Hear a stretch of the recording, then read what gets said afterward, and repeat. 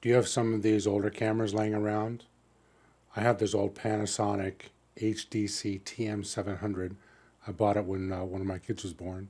And then I also have a more recent knockoff of the GoPro camera, this little small one right here. They both have HDMI inputs or outputs, but they're different size cable connections as shown here. I'm going to use these HDMI capture cards to connect the HDMI outputs of these cameras to my USB ports. They're less than $15 nowadays.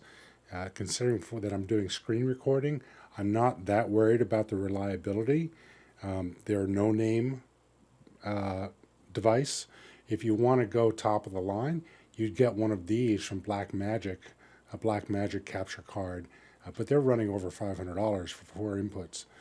So that's about $125 per input, and you can get individual inputs for around $125 that are probably more reliable than these. But at $15, I buy a few of them. So here in OBS, I need to add my camera sources, and I have a blank screen. Down here on the left, I have scenes, and this is going to be a new scene. And here I have sources. There are no sources in here right now, and I have to add them. I go down here for the plus. I'm going to add a camera. First, I'm going to add this camera that I'm using now to record, which is a Galaxy Note 4. It's an old cell phone, but the picture quality is excellent. So, video capture device, and I'm going to name this Note 4. And I need to choose the correct camera. Now, the camera that just popped up, that's actually my Logitech C910 camera, which is my standard webcam that I use for my webcam calls and such. So I'm going to go down here and I'm going to pick one of these, this iVCam connection, and there we go. Oh, that's a much better picture. And you can see that I have a preview here, and you can see my green screen behind me because I haven't cropped it yet, but I will. So I click OK, and now I'm going to bring this in. I'm going to crop it by clicking on the Alt key. I'm going to frame it down around me and my green screen. There we go. So now I can be seen, and well, I'm looking at this camera here, and I can add my green screen filter. So I'm going to add it straight to the camera. I click on the Note 4, and I can click on filters here. I'm going to add a filter, and it's called ChromaKey. Just leave it named ChromaKey is fine. And you'll see that now it's just gray and it's completely removed it. Now, it's the automatic setting, especially if you have one of these green screen, green cloths behind you, will probably do you just fine. But you can do a lot of customization. And I will make a video to customize the green screen removal. And once I post it, it'll be linked right up here or down below. So I'm going to click on close, and there we go. So I can move this anywhere in my screen that I want. So now I'm going to add another camera. I'm going to add the Logitech C910, the webcam, so that I can show you how that's done. And click on video capture device and Logitech C910. Okay, and there it is. Click on that, and I'm going to add the green screen to this as well. Chroma key. Now you'll see here there's a little bit of bleed around the back of me. So I'm going to play with some of these settings here. Turn that down just a little bit or up just a little bit. There we go. Okay. So now I have these two cameras running, and let's just put this right next to me. All right, let's add one of the two video cameras. Plus, and video capture device. And this one I'm going to call my Panasonic HD video camera. And it's going to be one of these two USB video inputs. And is it this one? Let's see, did I get it right? I got the right one. So that is the camera that's pointing down at my table here. I'm going to click on OK, and I have this down here. Now the beauty about using this camera, is that I can zoom in and out using the zoom on the camera itself and get a nice HD picture. You'll see this blocking everything, so let me go here and grab it and just drag it down below the other two cameras. There we go. I'm going to add my last camera, video capture device. There we go, and this is the xTreme. I'm going to label it a wide camera. And pick on USB video. That's the other one. It's going to be one of them. There we go. Click OK. Now this one has some extra information that I don't want to show, like this stuff up here and on the bottom. So I'm going to hold down Alt and crop that in. And if it's too much on the sides, I can also crop these in, because I don't really need to see both keyboards of the two different computers. I just want it to be here, and now that it's there, I can make it larger if I want to. Okay, so that's that. Now I'm going to bring that one to the back. And you know, I just noticed here, this camera, it looks like it's upside down. Well, it is, because it's on a tripod that is holding it upside down to this view. So I'm going to right-click on this one. Let's just make sure I'm on the right one, Panasonic. I'm going to right-click on it and transform and rotate it 180 degrees. So now it seems like it's right side up.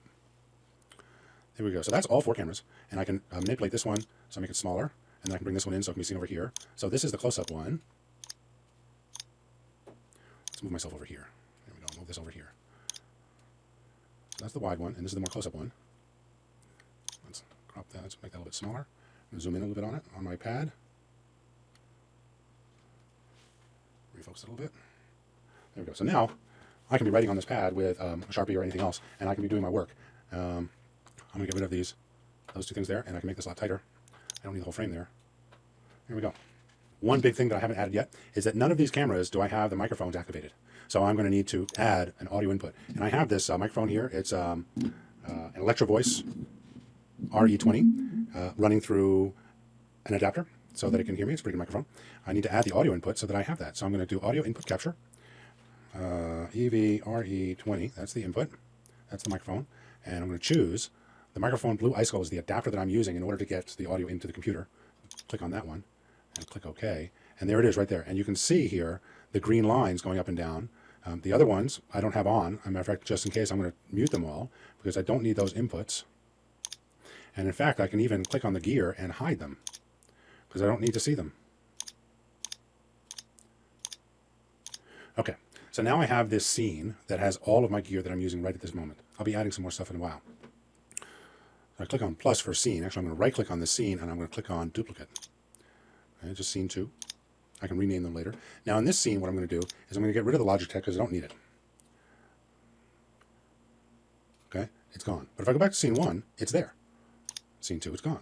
So I can move my head around to wherever I want, and I can also reposition my workspace. So let's make this one nice and big, because this is the one I want to have as a close-up for my students or clients to look at while I'm doing my work. And that's the Panasonic. The other one I don't actually need here. But before I do anything, I'm going to duplicate this. And we're going to make this scene 3. So in scene 2, I have the Panasonic nice and close. And I'm going to delete this one. And in scene 3, I'm going to delete the Panasonic. So as I go through my scenes, I can be working scene 1, scene 2, scene 3, so I can give a wide view of the entire workspace. I can go back to scene 2, and I can use the keyboard, the arrows on my keyboard, to go up and down between the two. You notice the color difference between this one and this one here? That's because the Panasonic takes more light, and I need to adjust the lighting on it a little bit.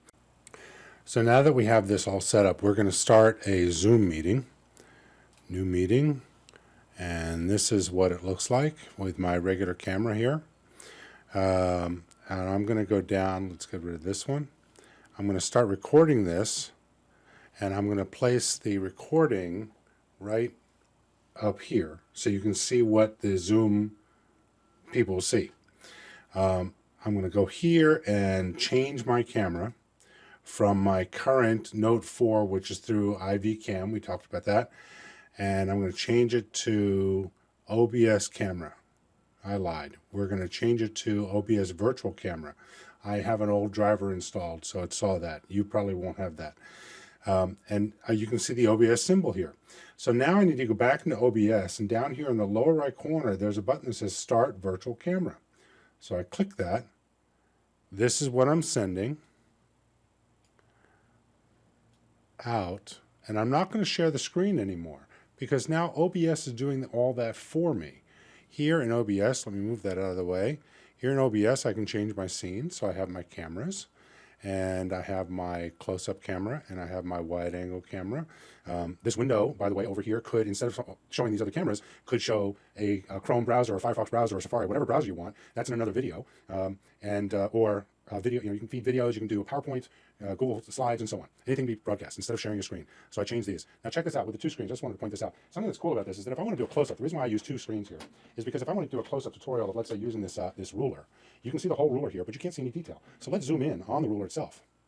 Now this is the Panasonic HD camera, zooming in, a little too close, there we go. Now we can see this measurement really close up in the primary window, but we also see the entire ruler in the secondary window, the wide shot, and I can be doing small little bits of work here, and I can show somebody how to measure to the 6-inch mark, or to the 7-inch mark, and so on, and I can really get close up here and see what I'm doing. It would help if I had a sharper pencil, and the 6.5-inch, and so on, so that I can work on detail work and how it relates to the whole thing. And if, let's say, you're teaching math, you could be working on a math problem, 1/4 inch plus 3/4 equals 1. And let's say you're doing a lot of work and you just got all this other stuff. You move your pad around and you can work on the detail stuff. But here in this window, somebody sees the entire thing. So that's using a couple of cameras. This is using OBS to get to zoom and switching between cameras in these scenes. And I think in my next video, I'm going to show how to add a PowerPoint show or a stream from YouTube, another window.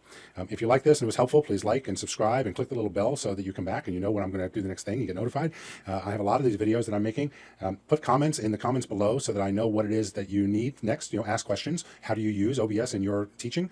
Do you use it with Zoom? So on. Thanks for watching.